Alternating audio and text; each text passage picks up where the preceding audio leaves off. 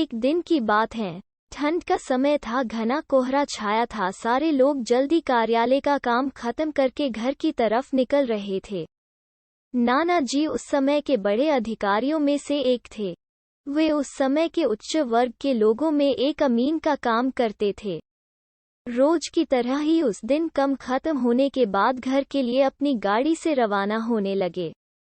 रास्ते में उन्हें हाथ से कुछ सामान भी लेना था तो वे और साथियों से अलग हो गए। उन्होंने घर की कुछ जरूरत के सामान लिए और गाड़ी आगे बढ़ा दी। आगे जाने पर उन्हें कुछ मछली बाजार दिखा और वे मछली खरीदने के लिए रुक गए। ताज़ी मछलियां लेने और देखने में टाइम ज्यादा ही गुजर गया। उनकी जब अपनी घड़ी पर नजर गई तो उन्हें आभास हुआ कि आज तो घर जाने में बहुत देर हो जाएगी और ये सब लेकर घर पहुंचने में काफी समय लग जाएगा। फिर यही सब सोचकर उन्होंने सोचा कि क्यों ना जंगल के रास्ते से निकला जाए तो जल्दी पहुंच जाऊंगा। तो उन्होंने अपना रास्ता बदला और जंगल की तरफ अपनी गाड़ी को घुमा लिया। समय 11 बज चुका था। गाड़ी तेज रफ्तार से आगे बढ़ रहा था, तभी अचानक तेज ब्रेक के साथ गाड़ी को रोकना पड़ा। उनकी गाड़ी के आगे एक औरत जोर से रो रही थी। उन्होंने सोचा इस वीराने में ये औरत क्या कर रही है। उन्हें लगा कि कोई मजदूर की पत्नी होगी जो नाराज होकर घर छोड़कर जंगल में भाग आई है। तो उन्होंने उससे पूछा कि यहाँ जंगल में तुम क्या कर रही हो, लेकिन उसने कोई जवाब न देकर और जोर से रोने लगी। सारे जंगल में उसकी हूँ सी सिसकियां गूंज रही थी। फिर नाना जी ने पूछा तुम्हारा घर कहाँ है, लेकिन वो कुछ भी ना बोली। तब नाना जी ने कहा कि आज चलो मेरे घर में रहना, सुबह अपने घर चली जाना। ये जंगल बहुत सारे जंगली जानवर से भरा है, रात भर यहाँ मत रुको। चलो आज मेरे घर में सबके लिए खाना बना देना और कल सुबह अपने घर चली जाना। उसने ये सुना तो झट से तैयार हो गई और गाड़ी में पीछे की सीट पर बैठ गई। सिर में बड़ा सा घूंघट डालने की वजह से उसका चेहरा छिपा हुआ था। कुछ ही देर में गाड़ी घर के दरवाजे पे थी। घर के लोग कब से उनकी राह देख रहे थे। गाड़ी रुकते ही पापा ने पूछा आज तो बहुत देर हो गई और सारे लोग आ भी चुके हैं। तब उन्होंने सारी बातें अपनी माँ को बताई और कहा कि आज खाना इससे बनवा लो, कल सुबह ये अपने घर चली जाएगी। इतनी रात को बेचारी जंगल में कहाँ भटकती, इसलिए मैं ले आया। पर पापा को कुछ संदेह हो रहा था कि कहीं चोर तो नहीं है, रात को सोने के बाद या खाना बनाते समय कहीं घर के सामान ही चुरा कर ना ले जाए।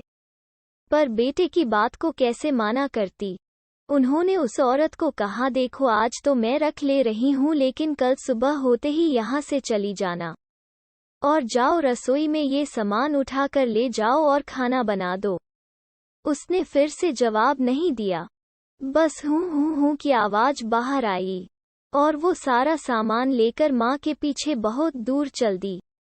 रसोई में सारा सामान रखवा कर माताजी ने उसे खाना जल्दी बनाने की सख्त हिदायत दी और वहां से चली गई। लेकिन उनका मन कुछ परेशान सा था। फिर 10 मिनट में रसोई में उसे देखने चली गई कि वो क्या कर रही है और उसका चेहरा भी देखना चाहती थी। लेकिन वहां पहुंची तो देखा कि वो मछलियों का थैला निकल रही थी। उन्होंने बहुत जोर से गुस्से में कहा यहाँ सब खाने का इंतजार कर रहे हैं और तुम अभी तक मछलियां ही निकल रही हो, कल सुबह तक बनाओगी क्या। उसके सिर पर घूंघट अभी भी था तो चेहरा देखना मुश्किल ही नहीं नामुमकिन था। उन्होंने उससे कहा तुम जल्दी से खाने की तैयारी करो, मैं आग सुलगा देती हूँ, काम जल्दी हो जाएगा। और वे जल्दी से चूल्हा जलाने की तैयारियां करने लगी, लेकिन साथ ही वो उसका चेहरा देखने की भी कोशिश कर रही थी। लेकिन वो जितना देखने की कोशिश करती वो और पल्लू खींच लेती। अंत में हार कर वे बोली देखो मैंने आग सुलगा दी है, अब आगे सारा काम कर लो, कुछ जरूरत हो तो बुला लेना। लेकिन वो फिर कुछ नहीं बोली। अब उन्हें लगा कि यहाँ से जाने में ही ठीक है, वरना मेरा भी समय खराब होगा और हो सकता है अनजान लोगों से डर रही हो। ये सब सोचकर उन्होंने उसे कहा कि मैं आ रही हूँ, जल्दी से खाना बना कर रखना, और वहां से निकल गई। मन अभी तक परेशान ही था। कभी अपने कमरे, कभी बच्चों के, कभी बाहर, सबको देख रही थी, कहीं कुछ अनहोनी न हो जाए। 1 मिनट भी आराम से नहीं बैठ पाई। अभी 5 मिनट ही हुए थे पर उनके लिए वो घड़ी पहाड़ सी हो रही थी। समय बीत ही नहीं रहा था। 8 मिनट बड़ी मुश्किल से गुजरे और वे तुरंत ही कुछ सोचकर रसोई की तरफ दौड़ी। और वहां पहुंचकर आया जैसे ही उन्होंने रसोई घर का नजारा देखा, उनकी आंखें फटी की फटी रह गई। उनके पैर बिल्कुल ही जम गए, ना उनसे आगे जाया जा रहा था ना ही पीछे। उनके हृदय की धड़कनें रुक रही थी। वो औरत रसोई में बैठकर सारी कच्ची मछलियां खा रही थी। सारे रसोई में मछलियां और खून बिखरा पड़ा था। उसके सिर से घूंघट भी उतरा पड़ा था। इतना खौफनाक चेहरा आज तक उन्होंने नहीं देखा था। बाल, नाखून सब बड़े हुए थे। मछलियां खाने में मगन होने की वजह से उसे कुछ ध्यान भी नहीं था। और खुशी से कभी वो आवाजें भी निकल रही थी। हूँ हूँ सी आवाजें गूंज रही थी। रसोरा पिछवाड़े में होने की वजह से और लोगों का ध्यान भी इधर नहीं आ रहा था। माँ को भी कुछ नहीं समझ आ रहा था कि चिल्लाने से कहीं घर के लोगों को नुकसान ना पहुंचाएं। वो चुड़ैल से अपने घर को कैसे बचाए उन्हें समझ नहीं आ रहा था। बस भगवान का नाम ही उनके दिमाग में आ रहा था। अचानक वे आगे बढ़ने लगी उसकी तरफ और झट से एक थाल लिया और चूल्हे की तरफ दौड़ी। उस चुड़ैल की नजर भी पापा पर पड़ चुकी थी, सो वो भी कुछ सोचकर उठी अपनी जगह से। माँ कुछ भी देर नहीं करना चाहती थी। उन्हें पता था कि आज अगर जरा सी भी लापरवाही हुई तो अनहोनी हो जाएगी। उस चुड़ैल के कुछ करने से पहले ही उन्हें चूल्हे तक पहुंचना था। और चूल्हे के पास पहुंचकर उन्होंने जलता हुआ कोयला थाल में भर लिया और चुड़ैल की तरफ लेकर जोर से फेंका। आग की जलन की वजह से वो अजीब सी डरावनी आवाजें निकालने लगी।